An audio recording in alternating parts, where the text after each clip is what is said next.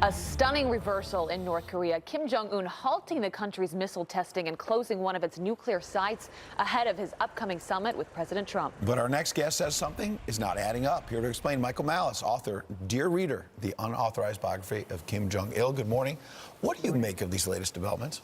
Something's not adding up, as it often does with North Korea. Let's suppose we were having a summit with Trudeau from Canada, our allies for decades, strong allies. And ahead of the meeting, Prime Minister Trudeau said, we're going to give you this, we're going to give you that, and ask for nothing in return. It wouldn't make sense. You know, maybe he would give it up at the end of the meeting, but certainly ahead of time, he's not going to put all his cards on the table. So maybe Kim Jong-un is reading Art of the Deal in reverse or something, because clearly he's not asking for But isn't it because President Trump said, fire and fury, you're going to go down if you take us on? After he said fire and fury, remember, they were saying they were going to hit Guam with missiles, and in November, they sentenced President Trump to death in absentia. So it takes a lot to go from, we're going to kill you in November, and in April, we're just going to give you everything we want and ask for nothing in return, especially in light of what happened in Syria. Right. Syria just was struck, less than a couple of weeks ago, and now they're saying they're going to give up their nukes, and they're also saying they're perfectly comfortable having American troops in South Korea as part of the deal, which has been a sticking point for them for decades, since the end of the Korean War.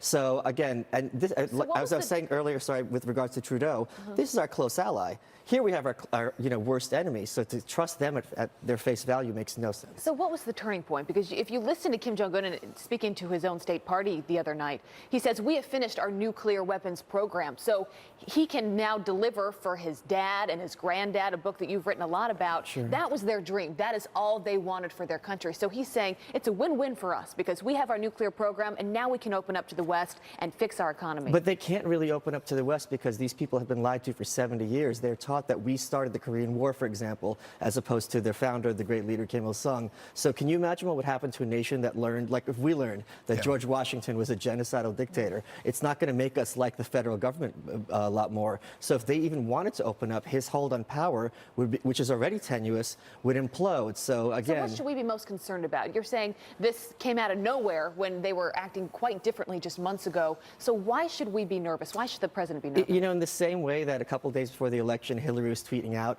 happy birthday to this future president. Everyone's cheering and applauding as if we've won and North Korea is going to liberalize and give up their nukes and close down the concentration camps. Let's celebrate when these things actually happen as opposed to simply a pause on the nuclear program and a lot of hot air coming out of his mouth. So you think Kim Jong-un is going to go to the table and say, never mind, I tried, I did all these things a month ago, and then I go to the table and President Trump is going in a different direction. I'm done. I tried. Is that what he's That's certainly an obvious thing for him to do. It would be very easy for him to say that we tried the peace way. Now we have no choice but to amp up the nuclear program. We don't know what's going to happen because we also don't know how President Trump is going to approach him. And President Trump is playing his cards close to his chest, which is very intelligent when you're dealing with someone like this. Well, proceed with caution. Yeah. Very interesting points. Great to have you on, Michael. Thanks, you know this all too well. Good to see you.